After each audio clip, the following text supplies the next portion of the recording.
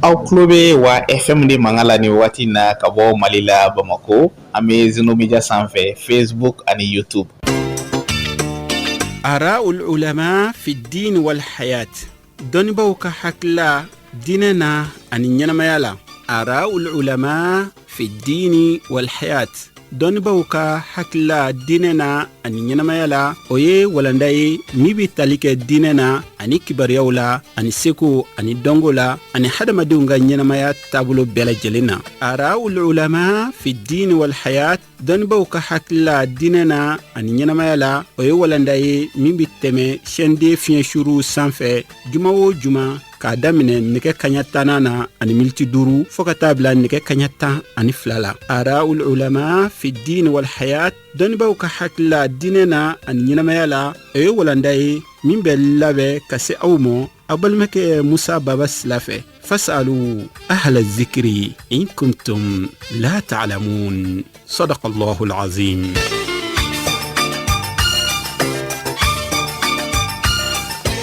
أعوذ بالله من الشيطان الرجيم بسم الله الرحمن الرحيم الحمد لله رب العالمين والصلاة والسلام على أشرف الخلق سيدنا محمد وعلى آله وأصحابه وأتباعهم بإحسان يوم الدين بل السلام والسلام عليكم ورحمة الله وبركاته ni jumadon bayina ikaro ka fo ni watina aw sogolembe aw ka radio mandila radio chaîne ni jumadon bayin kono ne ikaro ka fo mi janvier kalo ye ikardon ale clé saba o ye biye san bafla ani san mugan ani duru o temenen ko fe mi rajaba kalo ye sa ikardon nale la horma kalo belebele ale yo o nani ale yo dora kelenye amba le clé fla labi san bakene san kemenani san binani san wora la rasulullah sallallahu alaihi makani kata madina do jirasai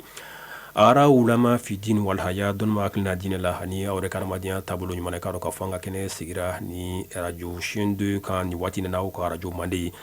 ikado mami ni obambulo bisa wo yambol make ani ankara moy no ye Abu Jafar Muhammad Jabati alebe ambulu fem ko na nafo nya fo chugo mina rajbakalo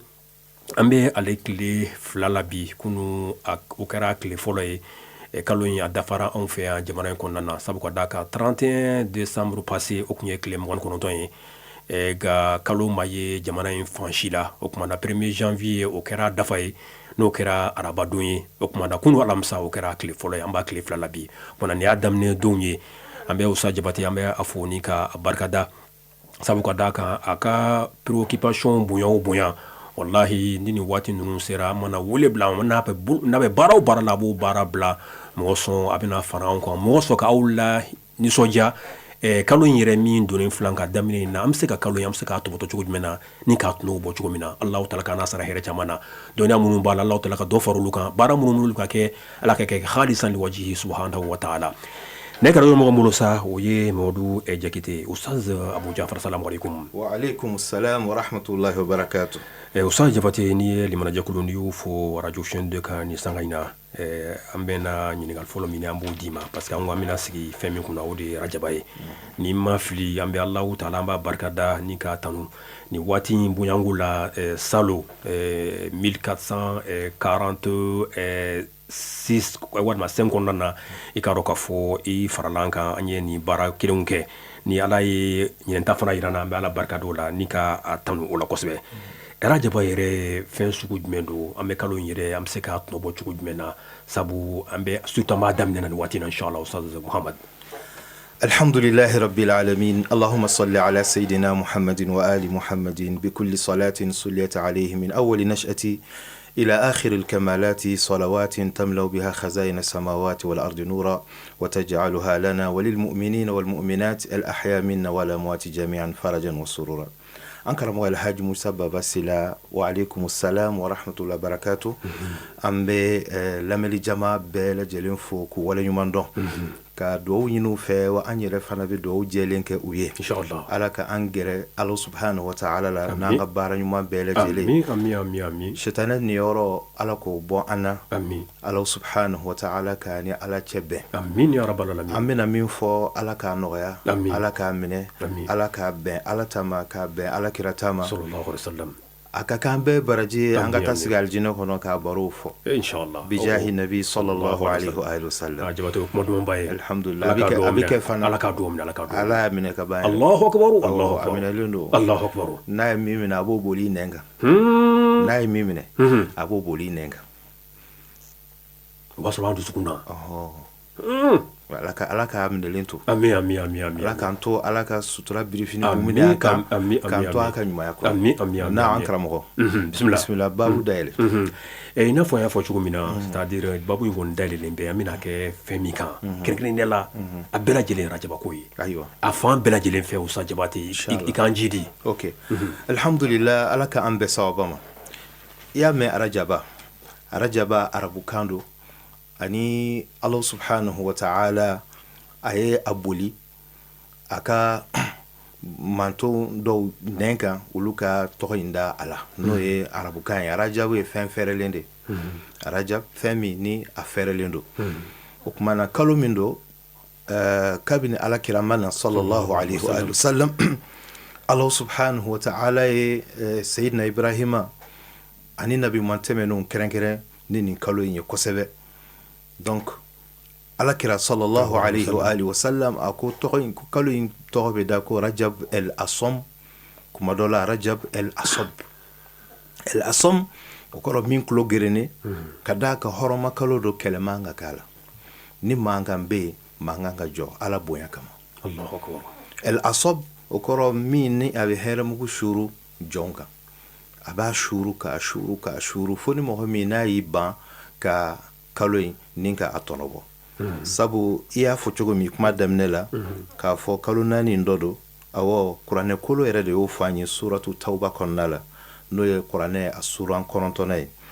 a aya 36 ala ko inna iddata shuhuri inda allahi 12 shahran fi kitabillah a ko kalo jate ala fɛ Allah subhanahu wa ta'ala ka latigɛ kɔnɔ o ye i b'a dɔn kuranɛ la ala ye san jate kɛ sigiyɔrɔma caman ye dɔw b'u ka san jate tile fɛ donc o de ye janvier février mars ninnu ye jusqu'au décembre fo ka se décembre ma minnu b'u ta jate kalo fana fɛ wal qamar qaddarnahu manazila olu de fana ta ye ni 12 ye bon nin bɛɛ lajɛlen Alahu ta de da ye a bɛɛ ala de ta ala de b'a bɛɛ yɛlɛma fana ala de b'a bɛɛ yɛlɛma o de la u ye kira ɲininka ko kahafutigiw k'u ye san joli kɛ kuluwo kɔnɔ n'o kuluwo kɔnɔ funankɛni minnu donna ala ye san jate 2 bɛɛ fɔ a ko walabisu fi kahfihim 300 sinina wazdadu 9 k'u ye san 300 kɛ ko u ye san 9 fara a kan ala sigara de wa ayi ɲininkali mana kɛ a dɔnbaga la a b'a fan 2 bɛɛ fɔ minnu bɛ kalo sigi tile ka san yɛlɛma kan olu ka jate la san 300 don minnu b'a sigi kalo ka san jate la olu bolo san 300 ani san 9 don ala y'a 2 bɛɛ fɔ o tuma na min n'o ye i ka baarakɛla ye min i ka ala bato kalo ye a 2 bɛɛ b'e de bolo i b'i ka hiji kɛ kalo min na i b'i ka sunkalo kɛ kalo min na o b'i bolo n'i yɛrɛ bɛnna jamana kɔnɔ jamana min ni a b'i ka sara ani ka acte de naissance ani ka acte de mariage ani ka ko ɲɛnabɔw kɛ ni tile jate a bɛɛ de ka san a bɛɛ ala ka danfɛn ala k'an bɛɛ sababu ma a gulonnen tɛ diinɛ la ayi a gulonnen tɛ diinɛ la a gulonnen tɛ diinɛ la sabula ni calendrier ninnu sigira kabini isa ma bange gɛrɛw ni hɔrɔnw fɛ ni mɔgɔ min bɛ histoire dɔn o t'a kɛ mankan ko ye an ka ala subhanahu wa ta'ala deli ala ka faamuya ko ɲuman di an ma o tuma na an karamɔgɔ komi an ye kuranɛ kolo de fɔ kuranɛ ko an ma k'a fɔ san kalo jate ala fɛ ala bɛ fɛ jɔnw ka kalo san jate min kɛ ale ala subhanahu wa ta'ala ka bato wagatiw olu dɔn wagatiw ye a ko ale ye o kɛ 12 ye bon nin ye ka mɔgɔ dɔw de ka kuma lasegin sabula olu ye san kalo kɛ 13 ye ka ala fɔngo ɲɔgɔnya a ko o kɔfɛ a ko kabini ala ye sankolo dugukolo da a bi ten minha arba'atun hurum ko ala ye kalo 4 sugandi san kalo 12 in na kulu kɛ gasi kalo ye zalika dinul qayyim a ko nin jate min fɔlen filɛ ani nin kɛrɛnkɛrɛnni min fɔlen filɛ o de ye diinɛ tilennen ye ani diinɛ basigilen a n'a sabatilen fala tazlimu fihinna anfusakum a kana a yɛrɛ kun tɔɲɔ nin kalo naani na ala ko ta tɛ bɛn kalo si la nka kɛrɛnkɛrɛnnen la nin kalo naani a kana a yɛrɛ kun tɔɲɔ a kɔnɔ ni ala ko ta ye o kɔrɔ a ye ɲɛ aw yɛrɛw ma ni ala subhanahu wa ta'ala batuli ye sabula ala kelen n'o ka kalo in kɛ wantɛrɛ ani baraji o caman dila ye jɔw ma o kuma allah subhanahu wa ta'ala a ye nin min fɔ an ye o b'a a jira an na k'a fɔ ko ala subhanahu wa ta'ala a janbe nin kalo in na o kuma ni ala ko kalo naani an karamɔgɔ o kalo naani o bi dɔn cogo di e yɛrɛ de b'a naani sugandi yɛrɛ wa e tɛ se k'o dɔn f'i ka segin sunna de ma o la a bɛna fɔ ala ye kalo naani ko in fɔ a y'a fɔ globalement mais ale m'o nommé a m'u tɔgɔ fɔ i n'a fɔ a ye kalo 12 yɛrɛ fɔ a m'u tɔgɔ fɔ c'est vrai a m'u tɔgɔ fɔ o kuma an bɛ segin jɔn ma sisan walasa u ka se k'a walawala o la maa tɛ se ka kuranɛ kɔrɔ dɔn k'i pan kira yɛrɛ kunna sallallahu alaihi wasallam a jiginna ale min kan a jiginna ale de k'ale k'a walawala wa anzalna ilayka dhikra litubayyina linnas an ye kuranɛ jigi ka e ka kɛ walawalaliba ani ɲɛfɔba ye maaw ye n'ale t'a faamu an t'a faamu an b'a dɔn cogo di ala ko a to zaka ye jaga bɔ ni kira ma i nɛn don a kɔrɔ jaga bɛ mun na jaga bɛ bɔ fɛn jumɛn ni fɛn jumɛn na a tɛ bɔ fɛn jumɛn ni fɛn jumɛn na jaga bɛ bɔ min na n'a sera damajira min ma kundama min ma ani hakɛ min ma o ye jumɛn joli de kan ka di ni kira m'i da don o la anw bɛ se k'o dɔn an yɛrɛ ma anw tɛ se k'o dɔn o de la ko ma atakumu rasulu fakhudhuhu wa ma nahakum anhu fantahu kuranɛ b'a fɔ tan kuranɛ y'a fɔ tan o kuma ne ye kira de ladamu k'an sɔn bɛɛ don a la k'an ka jogo bɛɛ don a la ka sɔrɔ k'a kɛ aw ka dungari a y'a ladege n'a ye min di aw ma n'a nana aw ma ni min ye a y'o minɛ o ye ni ala ta ye n'a ye aw bali min na a y'o to yen ni ala t'o fɛ o kuma kira ka sɔrɔ k'i nɛn don a la a ko kalo naani min ni ala y'a kɛrɛnkɛrɛn ko kelen b'a d'a ma rajabul fard k'o ye arajaba ye o b'a dan na a tɔ saba olu gunnen don ɲɔgɔn na seliba kalo ani an b'a fɔ ma ko jɔminɛ kalo muharram n'o ye silamɛya san kalo fɔlɔ ye ani zulkaada o ye furancɛla kalo ye yani ni sunkalo tɛmɛna selincini kalo tɛ jɔ n'o fana tɛmɛna furancɛla kalo kɔrɔ seli fitini ni seliba cɛ kalo min bɛ jɔ o ye fɔlɔ ye filanan ye seliba ye sabanan ye muharram ye donc nin kalo naani ala y'a kɛ gasi kalo k'an kana an yɛrɛ tɔɲɔ a kɔnɔ kɔrɔ an ka alabatow caya n'a fɔra i ka ala bato ala subhanahu wa ta'ala a batoli ye jumɛn ye an karamɔgɔ ala bato o dan tɛ seli dɔrɔn ye ala ko sitanɛ ma a ko a ka sujudu bi adama ye sitanɛ ma sɔn a ko ala bila fɛn wɛrɛ la min tɛ ka sujudu bi adama ye sabula ne ka fisa n'a ye ala ko innama uta'u min haythu urid a ka di ne ala ye cogo min i b'a kɛ ten o de ye ne ala bato ye ni ne ala y'a kɛ e ye sitanɛ ta ye o kɔrɔ ne de ye la bato sisan e ye ne ka danfɛn de e de kan ka ne sago kɛ mais ni ne ye sago kɛ o kuma na e kɛra ala ye ne kɛra jɔn ye sa donc ala sago kɛ o de ye bato ye ale ala sago kɛli o bɛ kɛ yɔrɔ la yɔrɔ min ani cogo la cogo min ka di ale ala yɛrɛ o kuma bato ye jumɛn ye bato de ye ka sɔn ala ta ma k'a kɛ ala ta ye ala y'a fɔ cogo min kɛ cogo min waati min o de don n'i banna ka sunkalo sun ka kalo wɛrɛ sugandi yɛrɛ ye kɔngɔ la n'i banna ka taa hiji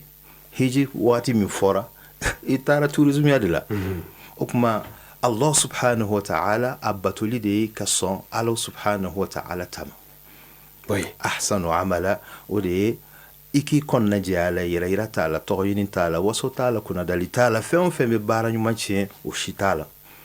ani a ka bɛn kuranɛ ma a ka bɛn alakira ta ma sallallahu alaihi wasallam isabatul sunna wal kitab aswab min bɛnnen don kuranɛ ma min bɛnnen don sunna ma o kuma alakira sallallahu alaihi wa sallam kelen ka kalo naani fɔ an ye an bɛna kira lajɛ o kuma ya rasulallah sallallahu alaihi wa sallam e de ko an ka bato kɛ nin kalo 4 na an ka mun ni mun kɛ ala kira ko ni maa min sera k'a sun o kaɲi donc bato ko ala ye sun de kɛ ala bato bɛɛ donda ye a bɛɛ lajɛlen donda ye sun de ye n'i sunna a bɛ shetanɛ a b'o fanga dɔgɔya farikolo la o kumana n'i sunna ɲɛ bɛ sun tulo bɛ sun da bɛ sun ka bɔ ala subhanahu wa ta'ala kota kɛli ma sun a bɛ i hakili lajigin kɔngɔtɔw la a b'i hakili jigin minɔgɔtɔw la a b'i hakili jigin fantanw ni miskinaw la ne bɛ ka tɔɔrɔ min sɔrɔ maa caman bɛ nin na maa caman b'a olu bɛ san kurukara bɛɛ la sanko dugu minnu ni ala k'an kisi k'an tanga guerre civile bɛ yen u sirannen don u jɔrɔlen don bombe jigiw kan fagalikɛlaw kɔngɔ bɛ yen siran bɛ yen minɔgɔ bɛ yen nɛnɛ bɛ yen bon n'ala ye e kisi ka bɔ o bɛɛ ma i bɛ sun min kɛ n'i bɛ sɔmi o la o b'i su k'i bila ɲumanya la i bɛ ɲɛ fantanw ma i bɛ ɲɛ miskinaw ma i bɛ ɲɛ yatimɛw ma o tuma ala kira sallallahu alaihi wa sallam ale ye arajaba a kan ka kunbɛ cogo min ala kira ye a fɔ an ye ni arajaba jɔra an ka ala deli k'a fɔ ala i ye arajaba jɔ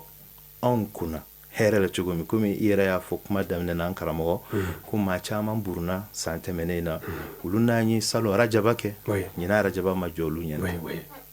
o kuma an bɛ ala fo ala min n'a ɲɛna an ma ka ɲina arajaba jira an na o kuma an bɛ ala deli ala subhanahu wa ta'ala a ka a batoli nɔgɔya an ma ka an si tɛmɛ san wɛrɛ t'a la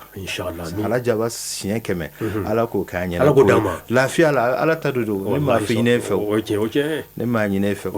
ne y'a ɲinɛ ala de fɛ ala a kaɲi a man jugu yɛrɛ n'i bɛ fɛn ɲini ala fɛ an karamɔgɔ caman ɲini i bɛ fitinin ɲini mun na خزائنه لا تنفد أتبعهم بانشو تعالوا تعالى إن من شيء إلا عندنا خزائنه أبب على بولو ما عندكم ينفد وما عند الله باق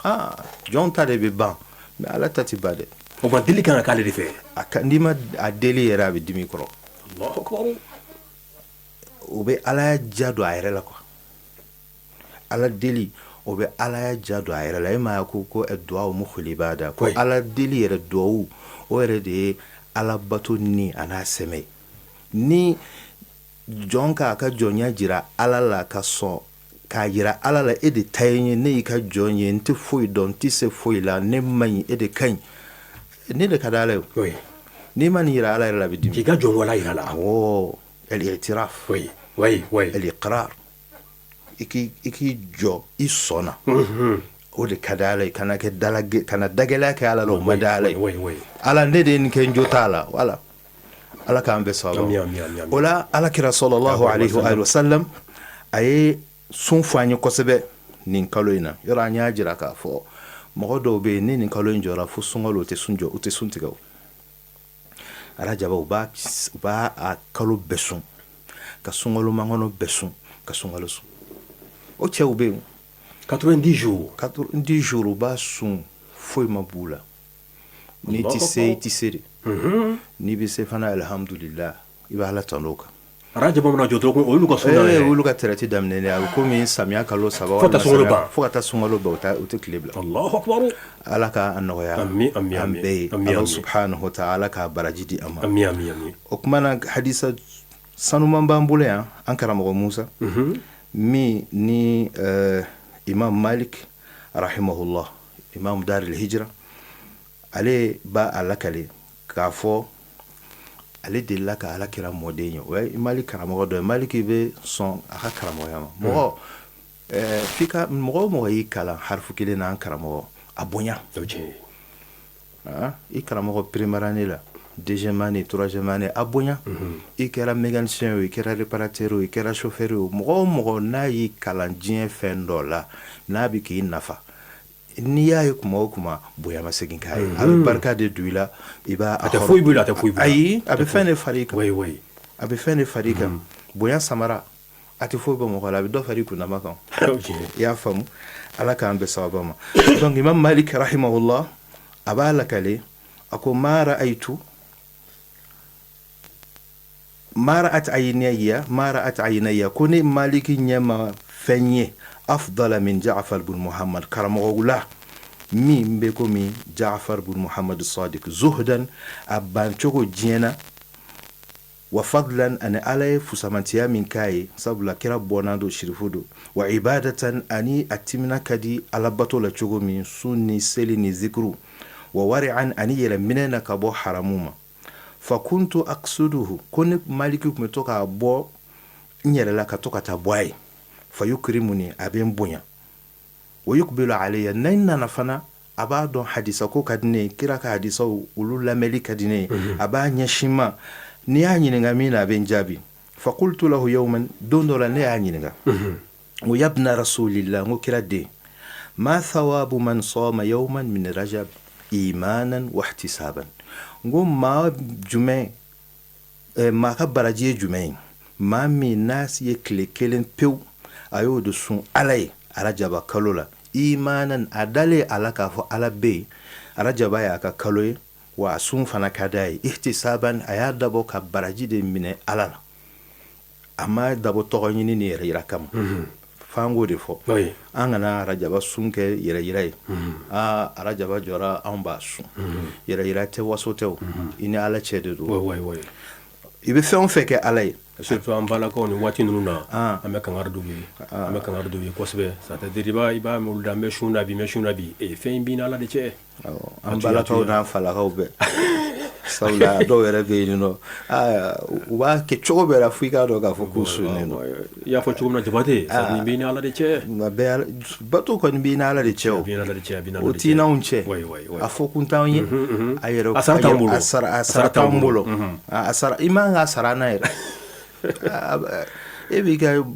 ala bato sara anw na mun na anw de bɛna baraji d'i ma wa n'i m'a kɛ anw de bɛ n'i ɲangata wa a t'anw bolo i ka ko da i ni ala cɛ ala yɛrɛ o de fɔ wa ma li ahadin indahu min ni'matin tujza illa ibtigha wajhi rabbihil a'la wala sawfa yarda n'i m'a dabɔ ala kama ala fana b'a fɔ ne mago t'a la donc imam malik rahimahullah a ye nin ɲininkali kɛ ja'far sadiq la ja'far sadiq ye mun fɔ a ye ja'far ko a ko maliki ma maliki bi ka ja'far tanu fana wa kana a ko nin karamɔgɔ ye kana wallahi idha qala sadaqa ko n'a kun ko n ko a bɛ tiɲɛ de fɔ yani fo an k'an dege o la quoi an karamɔgɔ Musa i bɛ min dɔn mɔgɔ la qualité ɲuman na a fɔ ni i cɛɲɔgɔn ka cɛya fɔ o t'i kɛ muso ye ne k'a fɔ Musa baba a bɛ se ɲininkali la o bɛ mun tiɲɛ ne k'a fɔ Musa baba sila alhamdulilahi rabbil alamin n'a taara hiji la timinan ka di hijirinw la donni na o bɛ mun tiɲɛ ne maa bɛ se baara min na o fɔ dɔrɔn i k'i man kun a ka négatif kan côté min man ɲi i bɛ dugawu de k'a ye ala ka se ka o yɔrɔ dilan a la mɔgɔ si ma dafa nin kan k'an bɛɛ lajɛlen ka hami ye ka taara an bonyanko ma voilà mɔgɔ si ma dafa hali ni mɔgɔ tɛ mazhabu kelen na a tɛ tɔrika kelen na i b'a fɔ dɔrɔn karisa kɔni n bɛ min don a la o ye nin a tɔ o b'a ni ala cɛ ok donc malik sɔrɔla k'a fɔ ko ja'far ko a ko haddathani abi ja'far ko maliki ma i ye ɲininka a diyara n ye a ko ne fa y'a fɔ n ye ale fa ye jɔn ye muhamadul baqir an abihi ko ale fana ko a fa y'a fɔ a ye o ye jɔn ye zeinul abidin an jaddihi o fana ko a mɔkɛ y'a fɔ ale mɔkɛ y'a fɔ a ye yani Hussein fo ka se ali ma fo ka se alakira ma qala rasulullahi sallallahu alayhi wa alihi ko alakira ko nɛɛma ni kisi b'a ye wa ma yantiqu anil hawa alakira tɛ kuma n'a ni sago ye ko kira ko man sama yawman min rajab ni maa o ma n'i ye tile kelen sun arajaba la imanan wa ihtisaban ghufira lahu ko Allah subhanahu wa ta'ala b'a ka jurumu tɛmɛnen bɛɛ lajɛlen yafa ale tilala k'a ɲininka tuguni yabna rasulillahi ma sawabu man sama yawma min sha'ban ko ni maa min fana ye tile kelen sun sunkaloman kɔnɔ fana la tuguni a ko n y'o minɛ n fa la fo ka se kira ma a ko ni maa min ye tile kelen sun sunkaloman kɔnɔ fana la ghufira lahu ala bɛ yafa i ma an karamɔgɔ an ye caman kɛ ala la an bɛ min ɲini o ye ala ka yafa ye n'ala yafari ma ka ban a jɛna i ma foyi t'o bɔ radiyallahu anhum wa radu anhu sabula n'i ye ala ka ridɔ sɔrɔ ala ka jɛn sɔrɔ fɛn min ni a tɛ taa ka maa da n'o ye saya ye o bɛ s'i ma wagati min na e yɛrɛ bɛ a fɔ ko ala k'a teliya o Ridwanullah akbar. ya ayatuha nafsul mutma'innatu irji'i ila rabbiki radiyatan mardiyatan imaya ni a ma fugayara ni ala ko ye saya bɛ s'a ma kuma min ala yɛrɛ de b'a wele ni kanu welela ye ya ayatuha nafsul mutma'inna inni min ma fugayalen don ni ala ko ye komi ibrahima y'a fɔ liyatma inna qalbi awalam tu'min ima dana de wa a ko bala ala n b'a fɛ n ja ka sigi hakili ka sigi siga ka bɔna pewu k'a fɔ e ala bɛ yen alijinɛ bɛ yen ka siga bɛ bɔna pewu ka siga bɔna pewu ko n t'aw kun ye so n dalen b'i la awɔ Allahu akbar. donc ni maa sera o jɔyɔrɔ ma ka ban i b'a ye k'a fɔ tiɲɛ yɛrɛ la lahara ye tiɲɛ ye sabula min i kun tɛ min nana n'i ye n'o k'a bɛ segin i kan o ka nɔgɔ a ma irji ila rabbiki radiyatan mardiya segi i daba masa ma radiyatan i jɛnen ala bɛna min d'i ma sabula a bɛ yiri la mardiya ala yɛrɛ jɛnen do i ma fana i ye fɛn o fɛn kɛ ala ko a bɛɛ yafara o ni ala yafar'i ma an karamɔgɔ yubaddilu llahu sayyi'atihim hasanat i ye juguma minnu kɛ dɛ ala bɛ tila ka olu jɔsi ka tila ka o falen ɲuman na a tɛ da yafali ma dɛ a bɛ tila ka baraji a transformer a b'a transformer i n'a fɔ an bɛ an ka minfɛnw transformer cogoya min na ala bɛ tila ka jurumu transformer k'a kɛ baraji k'a d'i ma kanu de don a bɛ komi sisan misaliya don dɛ misaliya don misaliya la a ka kɛ i balimamuso ye a ka kɛ i ka kɔɲɔmuso ye a ka kɛ i terikɛ ye mais a ka di ye a ye fɛn dɔ ta i kun a digiri la mais a tilala ka na ni bonya ko n'i y'a ɲɛ ta ka tila ka na n jɔ tiɲɛna k'a f'i ye nin degun in de don n y'a don nin da fɛ i y'a dɔn fana k'a fɔ a y'a don o da de fɛ besoin de don i bɛ ka fonisera n'i ka maabaya yira o i b'a fɔ a ka ɲi n y'a fara n y'a to i bolo donc suɛlen bɛ kɛ jumɛn ye cadeau a bɛ kɛ cadeau ye i m'a ye donc ala subhanahu wa ta'ala bɛ o se jɔ ma arajaba kama a bɛ se k'a fɔ yɛrɛ n'i kun y'a fɔ n yɛrɛ n tɛna nin kɛ yan mais dɔ wɛrɛ fara voilà mais ni minɛ i ka ni fara Allahu akbar o ye jɔn ye ala subhanahu wa ta'ala b'o sanfɛ walilahi almathalul a'la ala ka ɲumanya bɛ nin bɛɛ lajɛlen sanfɛ a bɛ nin bɛɛ lajɛlen sanfɛ an karamɔgɔ donc nin sun ta fa ye donc hadisa kitabuba dɔ fana a bɛ kalan an sunamɔgɔw fɛ yen yɔrɔ caman na u b'a fɔ ma nailul awtar li shawkani n'i nana arajaba babu la a bɛ na n'a ye k'a fɔ hadisa ka kɛnɛ n'i ye tile kelen sun baraji min b'i ye a b'o fɔ tile 2 tile 3 tile 4 fo tile 30 donc hadisa bɛ yen min b'a jira k'a fɔ i bɛ se k'a bɛɛ sun i n'a fɔ hadisa fana bɛ yen sabula alakira bɛ kuma bɛɛ lajɛlen n'a cogoya la a b'a fɔ ni min nɔgɔyara i ma o sun kuma dɔ la dɔw bɛ se ka arajaba kunfɔlɔw de sun camancɛ u b'u lafiya u tila ka laban sun walima dɔw tɛ foyi sun a daminɛ na mais a laban u b'a sun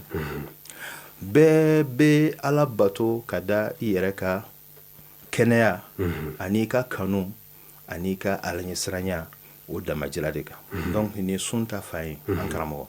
sun kɔni o dayɛlɛlen don mais Ustaz Jabate waati dɔw la par exemple i b'a sɔrɔ peut-être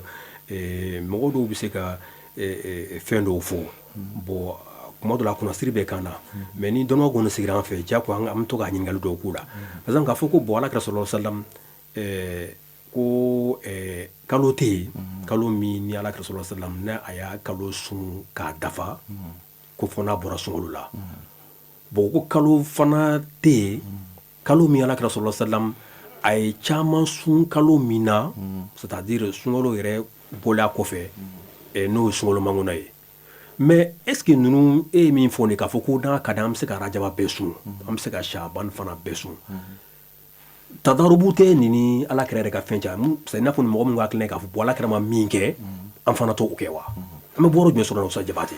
alhamdulillah ala k'an bɛɛ sababa ma bɔyɔrɔ in ye min ye o de ye hadisaw ta yɔrɔ ale a ye min kalan a y'o de fɔ maa ye min don i b'o de fɔ n'o ale ye min kalan a y'o de fɔ mɔgɔ wɛrɛ fana ye min kalan o b'o fɔ komi y'o de f'i ye sisan k'a fɔ hadisaw bɛ yen k'a fɔ i bɛ se k'a bɛɛ sun o tigilamɔgɔ an b'a fɔ ale ye dɔrɔn ni sunnamɔgɔ don a ka segin Nailul Awtar ma Shawkani Arajaba sun babu la o ye hadisa dɔnnaba ye tafsiri tigi don Fathul Qadiri tigi don o tuma na o ye mun fɔ Arajaba bɛɛ sunni na a b'o fɔ i n'a fɔ a nana ni hadisa wɛrɛ kira dɔ de nana kira ɲininka a ko sum min al-hurum watruk kira ko huruma kalo dɔ sun a la i ka dɔ to yen o y'o tigi de i n'a fɔ dɔ wɛrɛ fana o nana alakira ma a ko n b'a fɛ ka san bɛɛ sun alakira ko ayi i bɛ se k'a kɛ Dawuda ka sun ye i bɛ tile kelen sun i bɛ tile kelen bila dɔ wɛrɛ nana a ko i bɛ tile fila sun ka tugu ɲɔgɔn na i bɛ tile kelen bila ɔ dɔw yɛrɛ olu ye san bɛɛ sun a ɲɛna a y'i ma k'o kan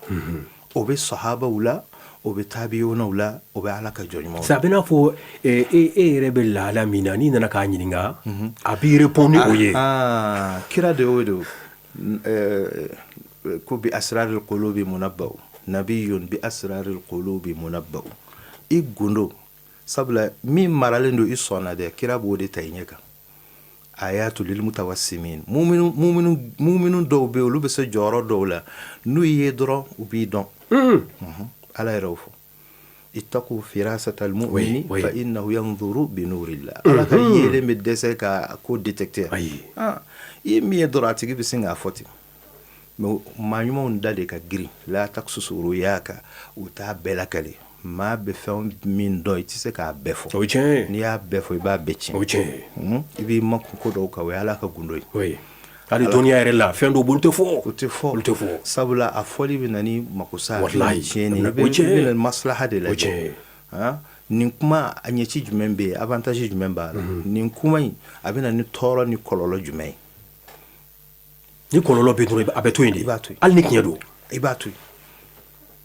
yen ala ka faamuya ko ɲuman d'a ma o kuma n'an karamɔgɔ n'u y'o fɔ an b'a fɔ u ye min fɔ o ye nin e ka hadisa tɛ nin yan an fana ta filɛ i dalen don kitabu min na a b'o yɛrɛ kɔnɔ n'o ye sunna kitabu ye ko a bɛɛ bɛ se ka sun hakili la i kan k'i makun ten i ka mɔgɔw to yen ni maa ko k'a bɛ ala bato a ti ka sitanɛ bato a ka ɲi sun ka ɲi sun ka ɲi dayiman i n'a fɔ seli fana ka ɲi dayiman as-salatu khayru mawdu'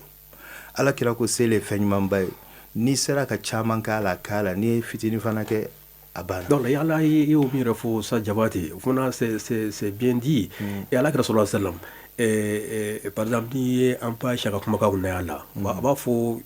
yɔrɔ caman riwaya dɔw la k'a fɔ ala kira sallallahu alayhi wa sallam su yɛrɛ kɔnɔ k'ala kira ma tɛmɛ arakan 11 ɲɔgɔnna kan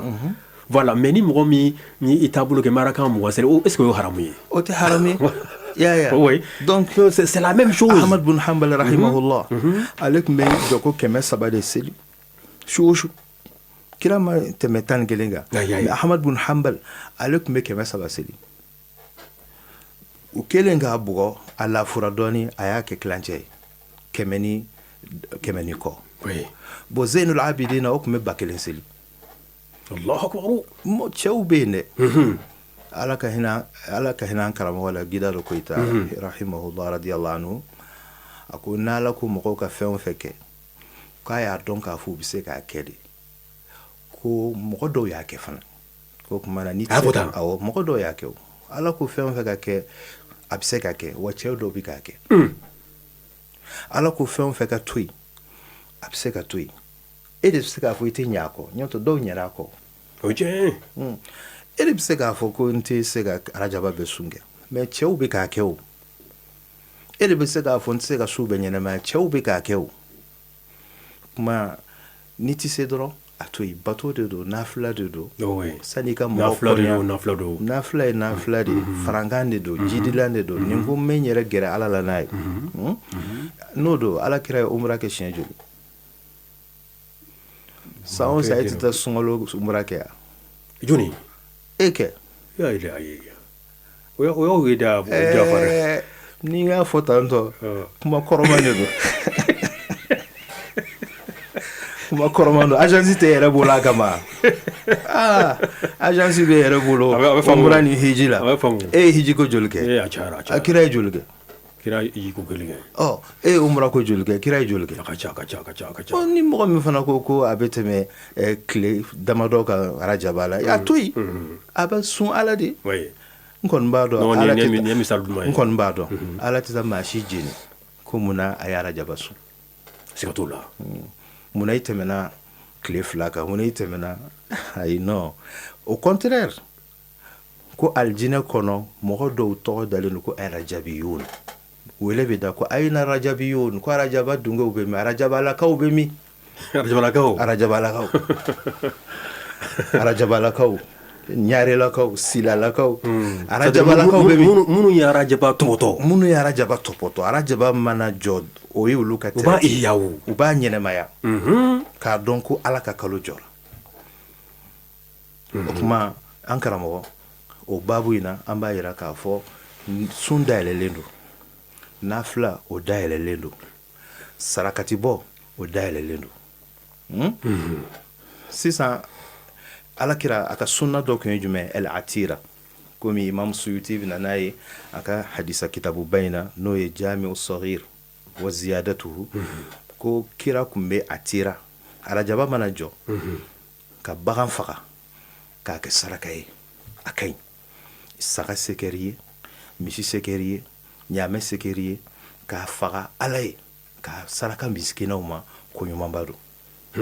o bɛɛ bɛ hadisaw la o n'i ma da la a to yen bon an k'a kɛ sa an k'a falen wari la ni ne y'a wajibiya n yɛrɛ kan n karamɔgɔ arajaba mana jɔ 10,000,000 n y'a di silamɛw ma karamɔgɔ musa arajaba o arajaba n bɛ 1,000,000 d'i ma ni arajaba jɔra i hakili bɛ taa jɔn fɛ a hakili b'o tigi ye dɛ bida don ayi hali n'i kɛra alimami donc mɔgɔ minnu b'u da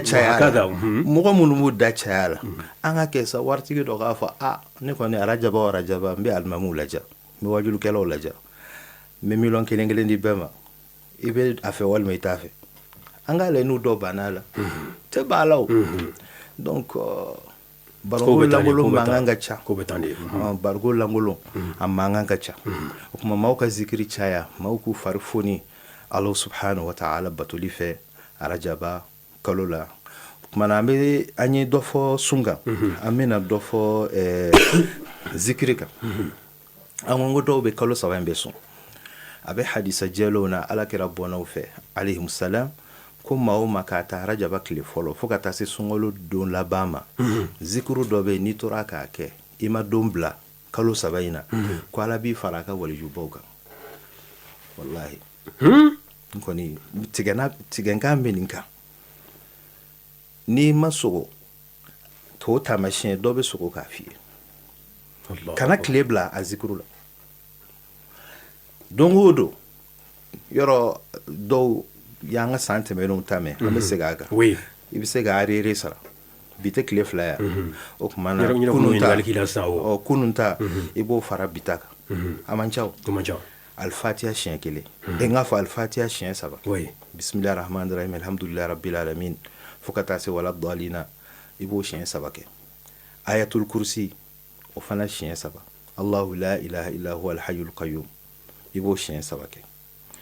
kul minnu bɛ duguma suraw na o kelen o kelen i b'o fana bɛ 3 kɛ bisimilahi rahmani rahim kul ya al kafiruna siɲɛ 3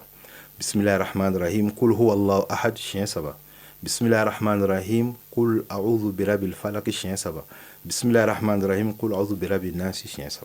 3 n'i kilar'o la subhanallah walhamdulillah wa la ilaha illallah wallahu akbar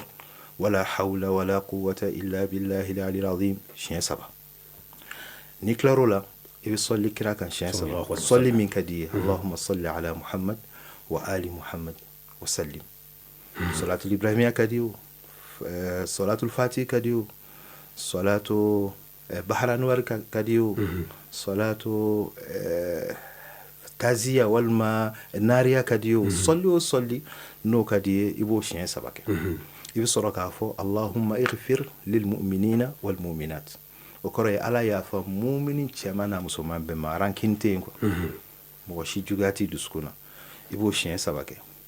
n'i kilar'o la astaghfirullah wa atubu ilayhi siɲɛ 400 astaghfirullah rabbi wa atubu ilayhi walma astaghfirullah siɲɛ 400 an karamɔgɔ Musa maa min ye kalo 3 kɛ don o don a bɛ ala ka da kongoni nin ye kalo 3 i b'a astaghfirullah siɲɛ 400 kɛ don o don i b'a ayatul kursi kalan fatiha kalan kul walaw kalan zikru minnu kɛra i b'olu kɛ kalo 3 an k'a kɛ sisan dɔw kalo 3 a bɛ k'i wele numéro in na hali ni t'a fɛ k'a ta laban i bɛ mun kɛ non i b'a ta e ko di n karamɔgɔ Musa nin ye n b'a fɛ k'a fɔ dɔrɔn n delila ka i tɔɲɔ yafa n ma kalo 3 ala t'o masa ye sa a b'a fɔ n y'a ban Musa Jabate e ye nin min fɔ nin ye n'i ye kalo 3 yɛrɛ kɛ nin na est ce que hali ni o kalo 3 n'o banna est ce que i bɛ se ka n to yen bilen wallahi mɔgɔ caman y'a fɔ n ɲɛna k'olu tora a kan a kɛra olu ka i n'a fɔ lazimu n'u m'a kɛ o tɛ lafiya n ko i ye baara ɲuman de sɔrɔ mais ni e ye fɛn bɛɛ lajɛlen fɔ nin kɔnɔ a bɛɛ bɛ nin kɔnɔ a zikuru tɛ min tɛ nin kɔnɔ kuranɛ bɛɛ bɛ alifatiha kɔnɔ kulu walaw siɲɛ 3 i ye kuranɛ jigin kulu alkafiruna kul a'udhu birabbil falaq birabbin nas subhanallah astaghfirullah allahumma salli mu wɛrɛ tora ala ye ko k'i yafa deli ni cogo min ye ni minnu ye n y'a bɛɛ d'i ma donc tuubi fana i bɛ nimisa i ye juguma minnu kɛ ala ka olu to ye o kɔrɔ i k'i ka lahalaya k'u changer i b'i ka gɛrɛnw yɛlɛma i b'i ka taabolo yɛlɛma min man d'a la i b'o to ye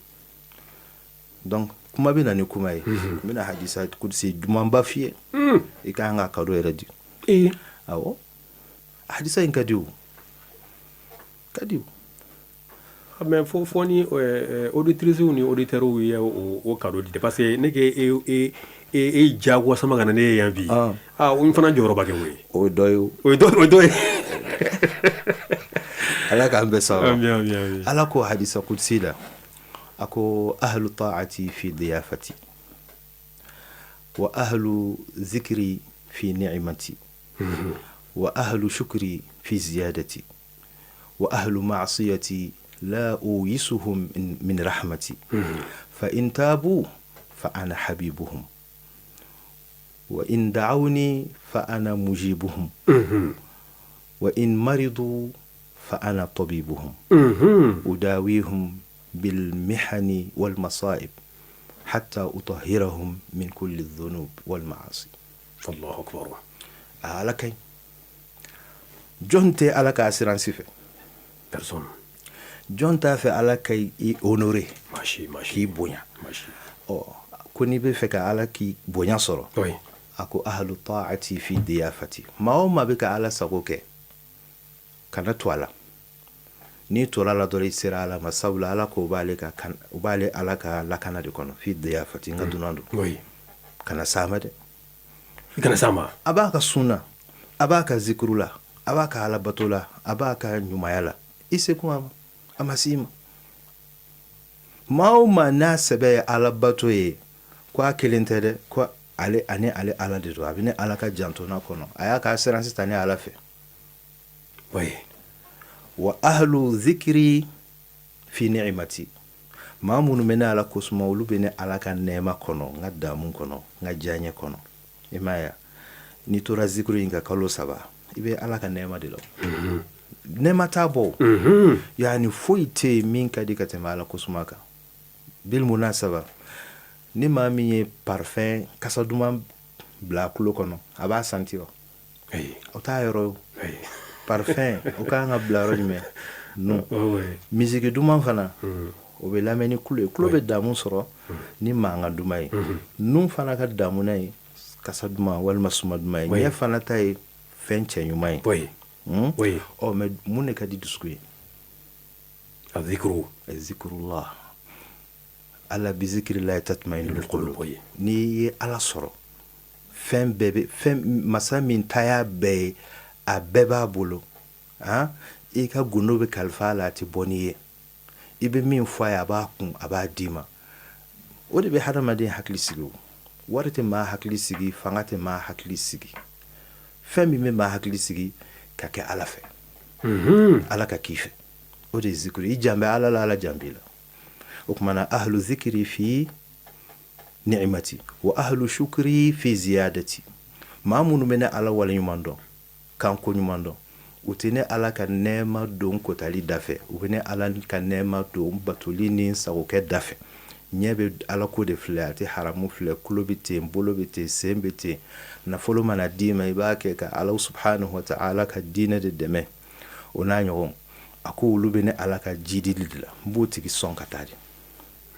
wa ahlu ma'asiyati fi rahmati a ko minnu bɛ k'an kota wa ahlu ma'asiyati la u'isuhu min rahmati ko ne t'u jigi tigɛ n ka hinɛ la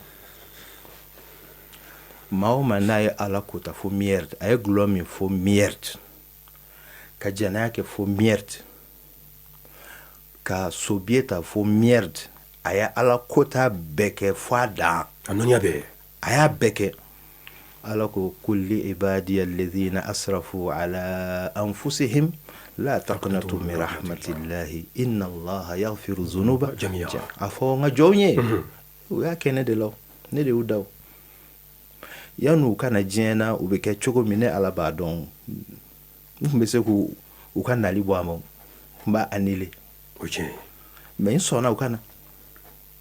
sabula n y'u to u yɛrɛ bolo n tɛ foyi forcer u kan donc mɔgɔ minnu bɛ ka ne ala kota u kan'u jigi tigɛ ne ala ka hinɛ la n'u nimisara ka hakili ɲuman sɔrɔ ka segin ne ma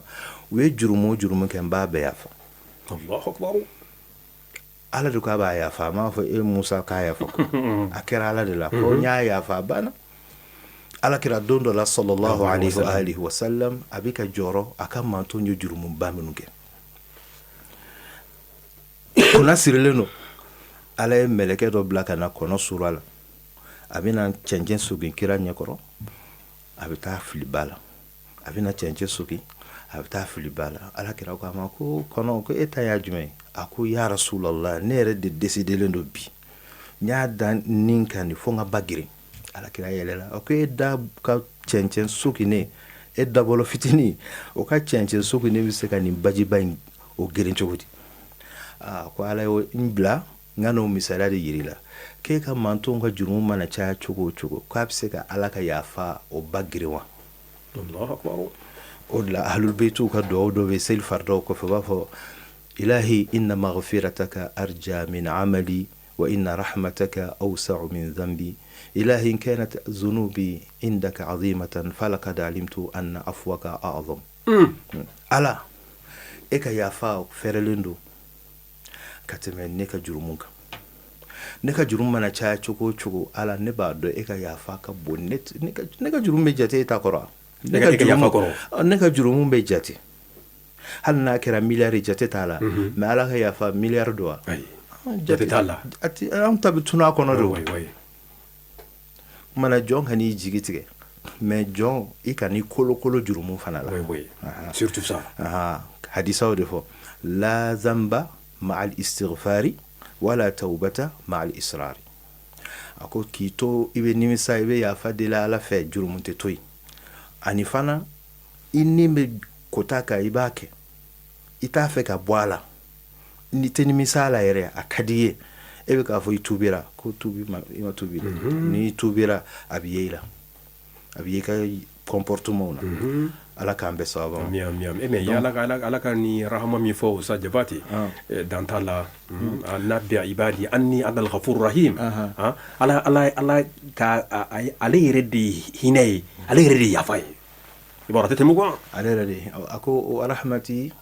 wasi'at kulla shay ne ala ka hinɛ kelen don ka fɛn bɛɛ labɔ a ko ale ka hinɛ fana o kɔnna a ka dimi ye sabaqat rahmati ghadabi ala ka hinɛ bɛ dimi ɲɛfɛ a bɛ kɔ a ɲɛ ko donc an y'a yɛrɛ san k'a fɔ an k'an ka hadisa in na ko n t'u jigi tigɛ n ka hinɛ la n'u tubira n b'u kanu n bɛ k'u fɛ n'u tubira n bɛ k'u fɛ wa ni u ye n deli n b'u jaabi o cogoya kelen fana la ni u banana n b'u furakɛ a ko ne bɛ mɔgɔ caman furakɛ ni gɛlɛyaw ye n bɛ kasaraw bila kan ka fantayaw bila a la ka degun bila a la mun kosɔn a ka se ka segin ni ala ma sabula fɛn saba bɛ yen n'ala tun m'o bila ɲɛnamaya la hadamaden tun bɛ to kafa ni yada de la fɛn saba ala y'o bila yen mun kosɔn hadamaden kana kafa kana yada bana fantaya ani saya hadamaden mana kafa cogo cogo n'a banana a mana ŋunan daminɛ hakili bɛ jigin jɔn na dɔgɔtɔrɔ mana fɔ ko fura t'a la hakili bɛ jigin jɔn na sisan fantaya fana ala k'an kisi a ma fantaya ma ɲi dɛ musa ala k'an kisi a ma walahi fantaya ma ɲi dutigi a bɛ kule kamalenkɔrɔ ka kule fantaya do dɛ n b'a bila kule la a ma nin miiri ale bɛ luwanse la luwanse tɛ ka sara luwanse tɛ ka sara kalo caman juru b'a la isew nana papiye d'a ma muso man kɛnɛ denw man kɛnɛ nasɔngɔ tɛ yen foyi t'ale bolo a bɛ kasi dɔw bɛ t'u yɛrɛ pandi fantanya ma ɲi dɛ problème mana caya donc ala a bɛ jɔn ka jɔnya yɛrɛ a la ni fantanya ye ni mɔgɔ dɔ jamana ni ala ye sugu jɔ marché tɛ ka sɔrɔ caman bɛ yɛlɛma misiri kɔnɔ dɛ karamɔgɔ a ye dugawu kɛ dɛ jamana a jalen do yɛrɛ yɛrɛ de karamɔgɔ a ɲɛ bilennen do dɛ karamɔgɔ karamɔgɔ mais pourtant k'a sɔrɔ o waati tɛ a y'a t'an lajɛ a peut karamɔgɔ lajɛ a y'a t'an jeter ka t'an jeter a y'a t'an jeter ala k'an bɛ sababu donc a sabanan ye fɛnba ye sabanan ye saya ye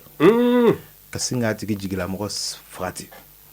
a bɛ ala ye o kuma walima n'a yɛrɛ ye saya natɔ ye a b'a ye k'a fɔ la malja wala manja nin fɛn in natɔ ye a b'a ye dɔn k'a fɔ ko ala ko ye sɛbɛn o de ye bil haqi ye o kuma ala ka an bɛɛ lajɛlen bɛn sababa ma o kuma nin ye hadisa kudusi min ni ko i kan ka kado de a la i m'a ye k'a fɔ i m'a ye a bɛ hadamaden jasigi a bɛ hadamaden lahinɛ an karamɔgɔ musa n'i y'a ye jurumu in fɔ kisa dɔ de don a kisa a kɛra waliyuba dɔ la sheikh abdulkadir jilani radiyallahu anhu a n'a ka kalandenw bɛ ka taama bagdad gulɔmina dɔ sulenba falen yani a yɛlɛlenba don quoi kuma a ka bamakɔkaw ka terme na a yɛlɛlenba a yɛlɛlen don a ko abdulkadir jilani ya sheikh abdulkadir a segu dɔn kɛ a y'a dɔn a ko allahu qadir wa ghayru qadir ko ala bɛ se wa a tɛ se sheikh abdulkadir ko ala bɛ se a tilala ka segin ɲininkali kan tuguni a ko ya sheikh abdulkadir allahu qadir wa ghayru qadir ko ala bɛ se wa ala tɛ se abdulkadir ko ala bɛ se a tilala ka segin ɲininkali kan tuguni ko sheikh abdulkadir ala bɛ se wa a tɛ se abdulkadir kasira a kasira ka kasi ka fo ka sujudu bi ala ye ka mɛn a sɔrɔla cɛ ka ɲininkali sabanan na kalandenw y'a ɲininka ko an karamɔgɔ gulɔmina y'i ɲininka i y'a jaabi fɛn min yɛrɛ t'a dɔn a sulen don a t'a la bɛ min fɔ yɛrɛ kuma dɔ la ɲininkali kuma ta ka segin kuma kelen kan a ko ayi yani setigi kumana a nɛn kan ne ye de ko ɲininkali fɔlɔ a ye ɲininka a ka laɲini ye ko ale filɛ nin ye gulɔmin ni malangoloya cogoya min na ko ala bɛ se k'ale bɔ a la k'a kɛ silamɛ ɲuman ye wa ko ala bɛ se ala bɛ se k'a kɛ tant que mɔgɔ ma sa fɛn bɛ juru b'a la a ye ɲininkali filanan min kɛ a ko yala n'ale kɛra silamɛ ɲuman ye ala bɛ se k'ale kɛ ne ɲɔgɔn waliba ye wa n ko ala bɛ se ɲininkali sabanan min n'o ye n kasi a ko yala ne filɛ nin ye waliya martaba min na ala jɔnya kutubuya jɔyɔrɔ min na i bɛ min faamu ko a se bɛ ala ye ka ne yɛlɛma ka k'ale ɲɔgɔn ye wa n kasira o de la a se bɛ ala ye o balan bun bawur a tun bɛ kabakow ye o dɔnnibagaba in mais a bilala Musa la ka tugu diɲɛ kɔ ala ye mun kɛ ala ye halaki donc a se bɛ ala ye k'i bɔ sanfɛ k'i jigin donc n y'a ye k'a fɔ nin filɛ nin ye ala ka lajarabila de b'a kan ne fana ala ɲɛna ne ma de k'an kɛ maa ɲuman ye o ala n'a ka ɲumanya tɛ toujours a bɛ se ka n yɛlɛma a bɛ se ka n ban ala ko ma k'an kafiriya siɲɛ kelen Abu Jafar nin b'a yira k'a fɔ a tant que ni an bɛ ɲɛnɛmaya la fɛn bɛɛ juru b'an na fɛn bɛɛ juru b'an na o de la ala tɛ fɛn bɛɛ juru b'an na ala tɛ ujubu fɛ maa man ka ɲaga i yɛrɛ la k'a fɔ ne Abu Jafar ye n bɛ jalamugu siri n bɛ zikuru kɛ ne alimami n bɛ ala ko de la ne ka gulɔmina dɔ ye ka jɔ a la ne ka dɔrɔgutala dɔ ye ka yɛlɛ a la ka n'a kɛ dɛ o tɛ duwawu k'a ye i bɛ duwawu de k'a ye duwawu k'a ye ala k'a bɔ sitanɛ bolo ala k'a bɔ sitanɛ bolo i t'a nɛni i t'a dɔgɔya i t'a lagosi kana lagosi e tɛ taa banko kɛ cogo dɔn i t'o dɔn wa i t'a dɔn k'a fɔ i ye dentigi de ye i ye balimatigi de ye i t'a dɔn ni ala bɛɛ bɛ se ka kɛ bɛɛ bɛ se ka kɛ bɛɛ bɛ se ka kɛ mɔgɔ n'i ɲɛna dɔrɔn ala fo n'i ye mɔgɔ tiɲɛ ye ala de la ye e se t'i ka ɲumanya la voilà oui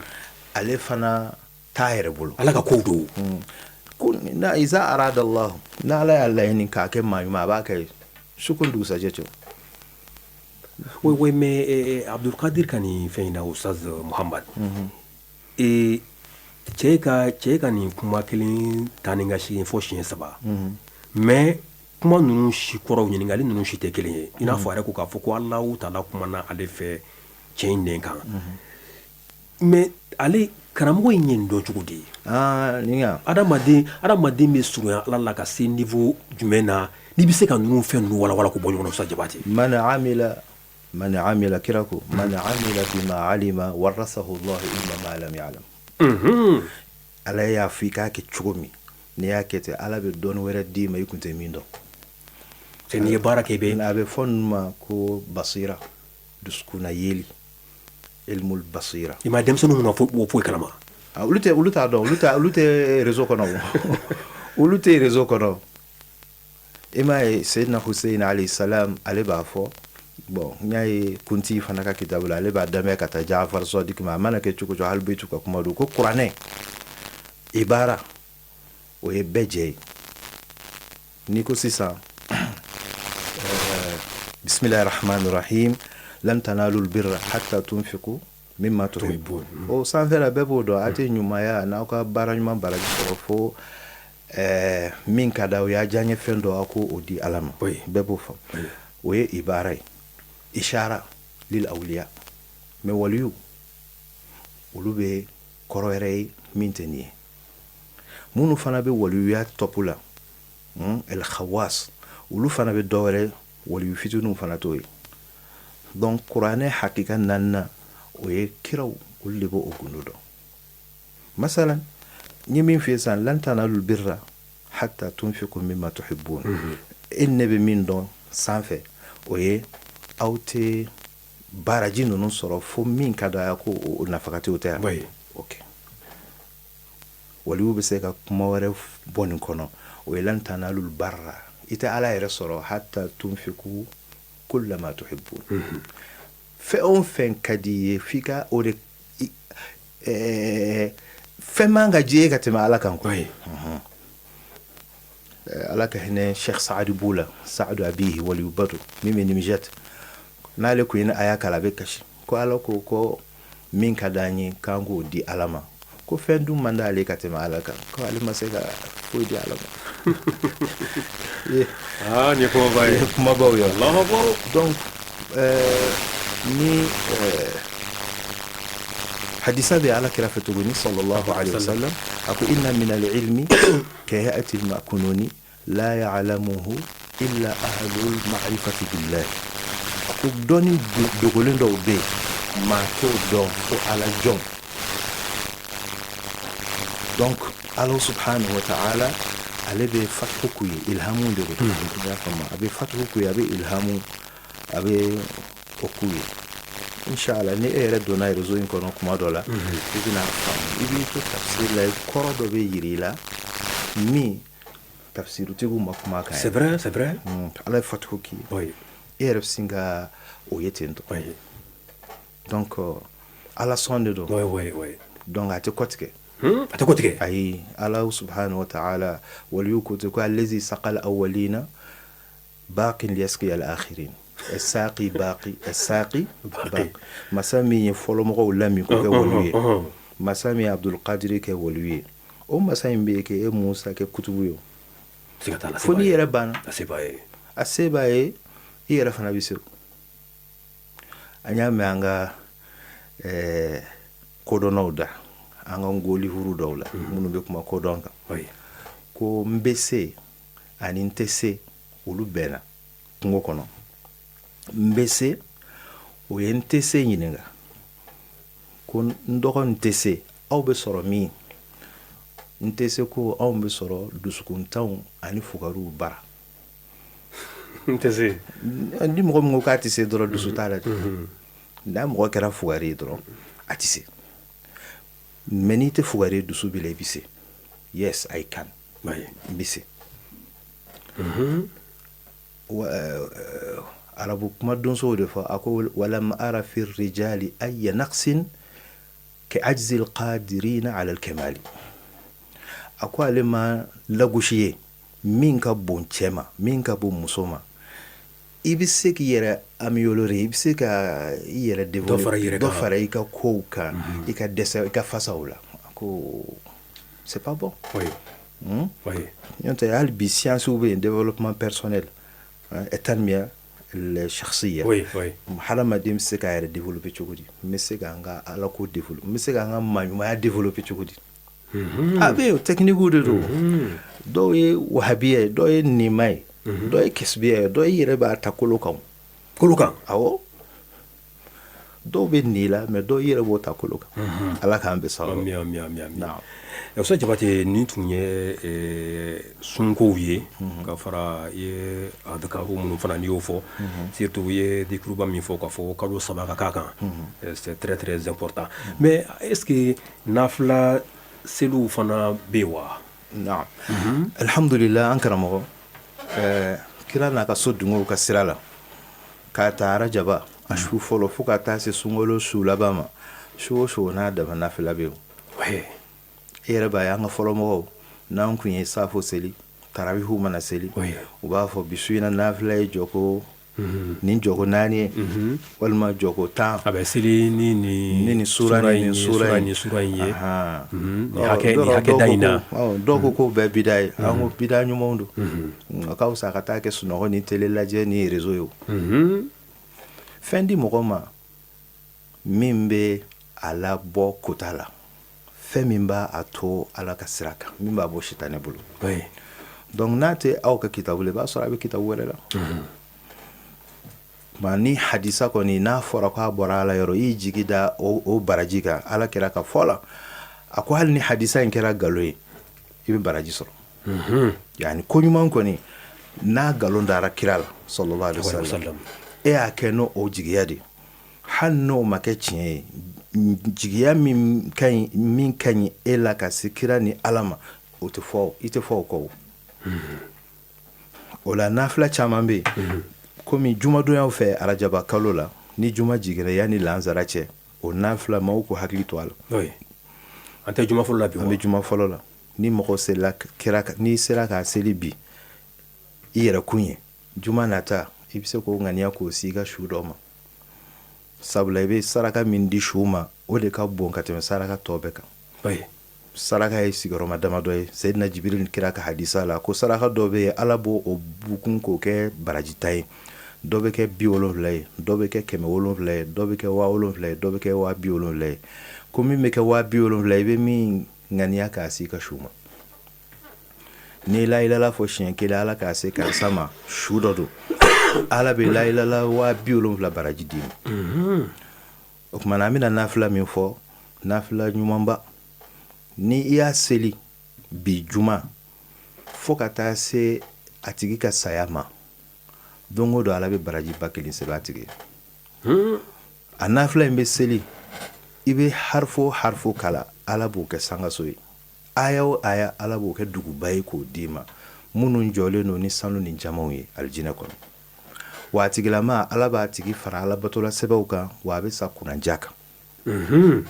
jɔko 4 a man ca yɛrɛ ni juma jiginna arajabadenw fɛ yanni lansara cɛ jɔko 4 alfatiya o siɲɛ 1 ayatul kursi o siɲɛ 7 kul huwa allahu ahadu o siɲɛ 5 astaghfirullah alladhi la ilaha illa huwa wa as'aluhu tawba n'o cayarima astaghfirullah siɲɛ 10 n bɛ se k'a kan fatiya siɲɛ 1 ayatul kursi siɲɛ 7 kul huwa allahu ahadu siɲɛ 5 astaghfirullah siɲɛ 10 ni salam bila ko 2 don ko ni maa ye nin seli a bɛ sa kunanja kan wa ala subhanahu wa ta'ala bɛ nin nafila in kɛ a ɲɛnajɛla ye kaburu kɔnɔ wa ka taa a seli don min fo ka taa se a fatu don ma don o don ala bɛ baraji 1000 d'a ma ala de b'a kɛ sa bonisi tɛ ni an ka orange walima malitel walima sabanan ye jumɛn ye telecel n'u bɛ to ka bonisi kɛ client ye ala subhanahu wa ta'ala ka bonisi ka ca a bɛɛ bɛ yaala de la wallahu yudaifu liman yasha ala bɛ jidi maa ye maa min ye ala ja cogoya la min ka di ala ye dan tɛ ala ayatul kursi siɲɛ 7 kul huwa allahu siɲɛ 5 astaghfirullah siɲɛ 10 araka 4 c'est-à-dire ni juma selila yanni lansara cɛ a bɛ kɛ rajaba jumaw kɔnɔ quoi jumaw kɔnɔ ni haju bɛ maa min fana la lansara mana jigin yanni tile ka bin ni maa min bɛ se inanzalinaw la a k'a siɲɛ 100 kɛ inanzalinaw kelen kɛ awɔ siɲɛ 100 ale ka ɲi dɛ inanzalinaw siɲɛ 100 u b'a jɔyɔrɔ ye ala k'an bɛ sababu mais ni o 100 kɛ o i bɛ a ŋaniya siri wa ça i bɛ fɛn min nɔfɛ i b'a ŋaniya siri ala n bɛna inanzalinaw wurudi nin ko in kama k'an gɛrɛ e la ani nin ko in kama ala subhanahu wa ta'ala i b'a jɔyɔrɔ ye sango an ka tekniki fɔ mɔgɔw ye n'i y'a ŋaniya siri k'a fɔ ala n bɛna inanzalinaw kalan siɲɛ 100 k'a kɛ hadiya k'a se kira ma sallallahu alaihi wasallam n'o banna i b'a fɔ ya rasulallah n ye nin kɛ hadiya k'a si ma e de ye anw ni ala cɛ sababu ɲuman ye ya rasulallah ka daqat hilati n kɔnɔna filila n dabali bannen don n jigila tigɛra maaw la fantanya bɛ n na dɛ ya rasulallah adirikini ya rasulallah i b'o jɔyɔrɔ ye e t'a di kira ma ko a t'i sɔn ouais mais n'an ko kira tɛ an sɔn o la sa n'an ko fɔ dun n ka kan ka ɲini ala de fɛ an b'a fɔ ala yɛrɛ de ko kira bɛ mɔgɔw sɔn sabula n'a tigi seginna suratul anfali ma i n'a fɔ suratu tawba ma ala ko wa ma naqamu illa an aghnahumullahu wa rasuluhu min fadlihi aghnahumullahu wa rasuluhu sayutina allahu min fadlihi wa rasuluhu ala yɛrɛ ko ala n'a ka kira de bɛ mɔgɔw sɔn allahul mu'ti wa ana al-qasim kira ko ten ko ala de b'a di ne de b'a tila kira de b'a tila an b'a dɔn k'a fɔ fɛn bɛɛ bɛ bɔ ala yɔrɔ mais a y'a bonya da kira sallallahu alaihi wasallam ma kira inshallah an jigi b'a mais a ba Jafar par exemple e ko bon ni ye inanzalina o ni y'o siɲɛ 100 kɛ i n'a fɔ i yɛrɛ i y'a fɔ ko n'i y'a kɛ cogo min na c'est-à-dire n'i y'a kɛ mais an bɛ vœux ninnu présenter ala la fɔlɔ ka olu ɲɛnɛw siri ka sɔrɔ k'a kɛ mais i ye nacogo dɔ fɔ a la ala m'a kɛ k'a kɛ hadiya k'a di kira ma mais o tɛna kɛ sanni feere do kɛ fɛn dɔ ye ten c'est-à-dire comme ala kelen bɛ ka kira kanu bon yanni k'i ɲɛsin ala ma directement i y'a essayer ka ala ka mɔgɔ kanuba ka donbolo dɔ k'o ye mɔgɔ sɔn kotigi yɛrɛ kɛ i lajɛ n'o filɛla ye ni kira tɛ ala t'an filɛ o de tɛ sɔli jɔyɔrɔ ye ala ko ale ala tɛ duwawu si minɛ ni duwawu min ni a sanfɛla ni kira tɛ yen a laban kira tɛ yen yani ala bɛ maloya a ka duwawu segin duwawu min n'a daminɛna ni allahumma salli k'a laban ni allahumma salli yani ka ala deli i bɛ ala majamu allahumma salli ala muhammad wa ali muhammad o fɔ kun i y'a fɔ i da la o kira hɔrɔma la nin kɛ i m'a fɔ i da la n'i kɔni sɔlila kira kan ala ko a bɛ sɔli kɛ siɲɛ 10 ŋaniya dɔ bɛ yen n fa dɔ bɛ yen n karamɔgɔ dɔ ala ka hinɛ a la a ko Jabate ni maa nan'i ma walima a y'i wele n faman'i ma dɛ a kɛra fama ye k'a bɛɛ fɛn ɲini kan a bɛɛ fɛn ɲini kan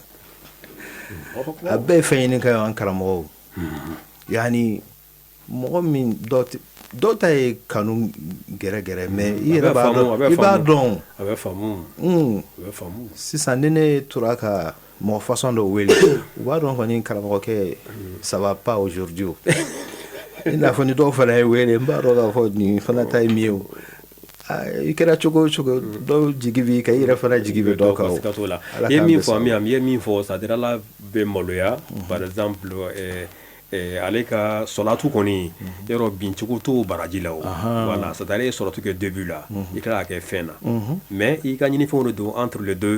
mais Ala ka salatu fila minɛ ka i ka ɲinifɛn to yen a m'o minɛ o maloya b'a la i ye keguya yɔrɔ ye voilà o de y'a technique ye o de y'a technique ye donc fo mɔgɔ fana diɲɛ fɛn o fɛn fɛɛrɛ b'a la i b'a fɛɛrɛ ɲini n'i y'a fɛɛrɛ sɔrɔ i bɛ ɲɛ sɔrɔ a la mais n'i ma a fɛɛrɛ de dɔn sa e kɔni i tɛ ɲɛ sɔrɔ a la Ala k'an bɛn sababu fo fɛnw kala sira ka yirila de a n'a taa siraw donc an karamɔgɔ nin ye o ta fan ye bon hali bi alhamdulilahi rabbil alamin Rajaba kun kan a nana kira n'a ka so dungo ka hadisaw la alayhim salam ko maaw k'u jija u ka Rajaba ye Ala ka kalo ye ko shahru Rajab shahrullah sunkalo o ye sunkalo mangɔnɔ ye kira ta ye sunkalo ye manton ta ye Ala ka kalo la k'an k'an jija an ka kul huwallahu ahadu wurudi siɲɛ 1000 siɲɛ 1000 k'a daminɛ sisan fo ka taa se kalo sali ma don o don i bɛ kul huwallahu jate dɔ kɛ i k'i jija yanni kalo ka sa i ka 1000 sɔrɔ ko o nɔrɔ i tɛmɛtɔ lahara siratu kan ko jahanama yɛrɛ b'a fɔ k'i k'i teliya ka tɛmɛ i nɔrɔ ka n'ale faga jus la yutfi'u nuru ka nari tɛmɛ joona Musa Babasila tɛmɛ joona i kana n faga i yelen kana ne faga a ka jɔrɔ n'a ma a di sa a y'a di ana inda zanni abdi bi Ala b'a fɔ ko ni n ka jɔn ye n bila yɔrɔ min n bɛ yen mɔgɔ jumɛn de bɛ kɔnɔna juguya k'i yɛrɛ la ne kɔni a b'a di de wa a bɛ yen fana an kɔni tɛ se o la a b'a di oui mais e bolo o la pour que k'o 1000 in sɔrɔ sisan e yɛrɛ bolo i bɛ se ka tableau jumɛn tracer c'est-à-dire chaque jour i bɛ jɛ ka hakɛ min kɛ bon alhamdulillah i b'a dɔn ni mɔgɔ min ye 1000 kɛ don o don tile 10 a bɛ tila o ye tile 10 ye donc n'i ye 500 kɛ tile 20 i bɛ tila 250 n k'a fɔ n'i y'a kɛ 300 kɔni don o don tile 30 o b'a sɔrɔ i sera ka dɔ kɔni kɛ hali n'i ye 90 dɔɔni i bɛ dɔɔni fara a kan donc an bɛ se ka tableau min fɔ dɔrɔn yani u k'u jija u ka 500 kɛ don o don tile 20 kɔni o b'a sɔrɔ u tilara inshallah bon donc an balaka dɔw b'a fɔ ko ni mɔgɔ min n'a bɛ wagati la a tɛ seli wagati min don olu wagatiw la kuranɛ tɛ kalan seli tɛ kɛ mais i bɛ se ka zikruw kɛ i bɛ se ka sɔlli kɛ i bɛ se ka astaghfirullah kɛ i bɛ se ka allahumma salliw kɛ olu bɛ se ka kɛ ka sɔrɔ u tɛ fɛn na mais kuranɛ bɛ to yen i bɛ kuranɛ de to yen i tɛ maga a la a tɛ kalan fana ayi mais i bɛ se ka zikru wɛrɛw kɛ shetane kana na kulonkɛ i la non oui mais o tangana ninnu i n'a fɔ i da sera o ma cogo min na c'est-à-dire al-mu'awwizatan c'est-à-dire walima al-qul huwallahu ni fɛn ninnu bon ni mɔgɔw bɛ da i n'a fɔ o kɔrɔ kɛra ka sunna cogo min na k'i yɛrɛ tanga i bɛ ninnu kalan n'est-ce pas mais ni an bɛ hakɛto ɲini kɛ ni lahalaya ninnu bɛ yen est-ce que muso bɛ se ka olu kɛ wa a t'a kalan ma a t'a kalan kuranɛ yɛrɛ kalanni kama mais a b'a kalan tangani kama saratigi dɔw ko ko baasi t'olu la ou bien ayatul kursi ayatul kursi ni tangana ninnu ko baasi t'olu la tangali kama oui c'est bien précisé sariatigiw ko ten to ko baasi t'o la hali n'o y'a sɔrɔ janaba nɔgɔ yɛrɛ de b'a la tangali kama a man ka kalan dɛ mais tangali kama baasi t'a la a bɛ faamu hali sisan dɔ wɛrɛ b'an bolo wa? alhamdulillah rajaba kɔni a tɛ ban an ye kulu walaw fɔ mɔgɔw k'u jija fana ka astaghfirullah fɔ ka caya nin kalo in na astaghfirullah min jami'i dhunubi wal atham ka to k'a fɔ astaghfirullah zal jalali wal kiram min jami'i dhunubi wal atham o y'a fɔ cogo dɔ ye walima u ka to ka salatul istighfar fana kɛ k'a caya walima salatu tasbih salatu tasbih ani salatul istighfar u k'o kɛ ka caya salatul istighfar ye jumɛn ye astaghfirullah seli dɔ nana kira ma ko ya rasulallah ko diɲɛ kɔ donna ala kira ko e ni astaghfirullah seli cɛ bi cogo di a ko ale t'o dɔn ala kira y'a kalo la o de ye alfatiha kɔfɛ i bɛ nanzalinaw siɲɛ kelen kɛ ka astaghfirullah siɲɛ 15 kɛ i jɔlen nanzalinaw siɲɛ kelen astaghfirullah siɲɛ 15 i jɔlen mais n'i kunbɛra minɛ nanzalinaw ni a ka bon dɛ hali i m'ale fɔ siɲɛ 100 in na i nanzalinaw a ka bon sabula ala kira ye jɔko 2 min seli ni kiraw ye a n'a y'a seli ni mɛlɛkɛw fana ye a kɛra ni kuluwalaw ni nanzalinaw de allahu akbar kuluwalaw ye ala ye i nanzalinaw ye kira n'a ka so dungo de fɛn bɛɛ bɛ i nanzalinaw kɔnɔ fɛn b'a kɔnɔ a jateminɛ bate auditeur bɛna na mankan ci la ko i ka kuma tigɛ salatul istighfar kɛ salatul istighfar astaghfirullah i bɛ fatiha siɲɛ kelen kɛ i nanzalinaw siɲɛ kelen astaghfirullah siɲɛ 15 n'i taara kunbɛrɛminɛ na i b'a kɛ siɲɛ 10 astaghfirullah siɲɛ 10 n'i bɔra kunbɛrɛminɛ na astaghfirullah siɲɛ 10 n'i taara sujudu fɔlɔ la astaghfirullah siɲɛ 10 n'i y'i sigi yani ka taa sujudu filanan astaghfirullah siɲɛ 10 sujudu filanan fana astaghfirullah siɲɛ 10 subhana rabbiyal a'la wa bihamdihi kɔfɛ i bɛ tila k'i sigi astaghfirullah siɲɛ 10 ka sɔrɔ ka wuli tuguni ka jɔko filanan kɛ fatiha siɲɛ kelen i nanzalinahu o siɲɛ kelen astaghfirullah siɲɛ 15 suran kɔfɛ siɲɛ 15 mais position tɔw lahalaya tɔw olu ye 10 ta ye o ka ɲi donc salatu tasbihu o de ye mais salamu bila ɲɔgɔn cɛ ya jogo fila la jogo joli lo jogo fila ok masha n'i y'a kɛ jogo 4 i y'a kɛ jogo 10 a ka ɲi oui jogo fila kira ye 2 de di cɛ ma mais ni e yɛrɛ ko ne ka fantanya bi cogo min il faut que n ka caman ɲini ala fɛ i y'a kɛ jogo 2 ye i y'a kɛ jogo 6 ye i y'a kɛ jogo 8 i y'a kɛ jogo 10 a bɛɛ ka ɲi dayɛlɛlen don nafila la o salatu tasbih ala kira ye min di dɔw ka y'a di Ja'faru Tayyar de ma n'o ye Seydina Ali kɔrɔkɛ dɔw ka y'a di Abbas de ma a binɔgɔ kɛ a mana kɛ cogo cogo ni fila bɛ fɔ ni fila bɛ kuma bɛ bɛɛ kuma bɛ kira bɛ se k'a dɔw fila yɛrɛ bɛ o bɛ se ka kɛ a bɛ se ka kɛ donc alhamdulillah bɛɛ b'i ta la kɛlɛ a bɛ se ka kɛ nin ta fɔra a kelen nin fana ta fɔra a kelen salatu tasbih ni fatiha kɔfɛ sura min mana nɔgɔya i b'o kalan o kɔfɛ subhanallah alhamdulillah la ilaha illallah allahu akbar o fana ye siɲɛ 15 ye mais ni ye kunbɛrɛminɛ ni ka bɔ kunbɛrɛminɛ la ani sujudu ni sigidi ninnu olu ye 10 ye i n'a fɔ dɔ in ta cogo bon dɔw bɛ salamu bila 4 ni ɲɔgɔn cɛ dɔw tɛ salamu bila u ɲɔgɔn cɛ donc a mana kɛ cogo o cogo min mana m'i la i b'o de kɛ mais jɔyɔrɔ jumɛn b'ale fana na ala kira y'a fɔ k'a se yɔrɔ dɔ la fo k'a fɔ kibiritul ahmar yani mercure rouge do kɔrɔ ala batuw la a bɛ sanfɛ dɛ yani nafila seli min ni maa tugura la ni a bɛ maa kɛ maa ɲuman ye ale b'a la inshallah i bɛ dugawu kɛ Jabate o kuma a sera kelen a sera an k'an ka taa juma la juma ko bɛ yen ni juma jiginna yanni lansara cɛ nafila ye maaw k'u hakili to a la fatiha siɲɛ kelen ayatul kursi siɲɛ 7 kulwalaw siɲɛ 5 astaghfirullah o siɲɛ 10 ala k'an bɛ sababa o kuma an bɛ dugawu laban kɛ ni rajaba kalo jɔra farida bɛɛ kɔfɛ kira n'a ka so dungo k'an k'o dugawu kɛ ya man arjuhu likulli khairin wa amanu sakhatahu inda kulli sharrin ya man yu'ti al-kathira bil qalili ya man yu'ti man sa'alahu wa man lam yas'aluhu wa man lam ya'rifuhu تحننا منه ورحمة أعطنا بمسألتنا إياك جميع خير الدنيا وجميع خير الآخرة، واصرف عنا بمسألتنا إياك جميع شر الدنيا وشر الآخرة، فإنه غير منقوص ما أعطيت، وزدنا من فضلك يا كريم يا ذا الجلال والإكرام، يا ذا النعمة والجود، يا ذا المن والطول. حرم شيبتنا وأجسادنا على النار، والحمد لله رب العالمين. أجراني أستاذ أبو جعفر جبتان بفوكا يبركدا واتي جوكو كما بريفونا مسؤول فربكي كونو موسو جمع سليك ورولا لا كاني سراهير تشامانا أمبوركا مامين مساو يامبرنا كني أنكر مغويني على مصر المامي إكادونو محمد أبو جعفر جباتي على تي مغود وليني أنا راجوشن دالدوك مامبولو بجمعنا أمباركا تليفون نيميرو أمبو دياو ما كاديني نينغالو كما نوي le 77 01 97 01 77 01 97 01 walma le 66 78 49 50 66 78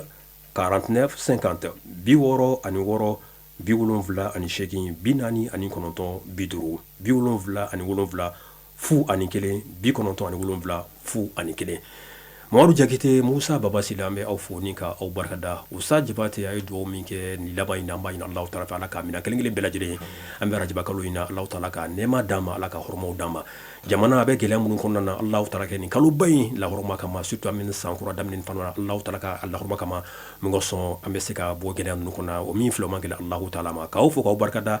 aw kan be ma fa assalamu alaikum wa rahmatullahi ta'ala wa barakatuh.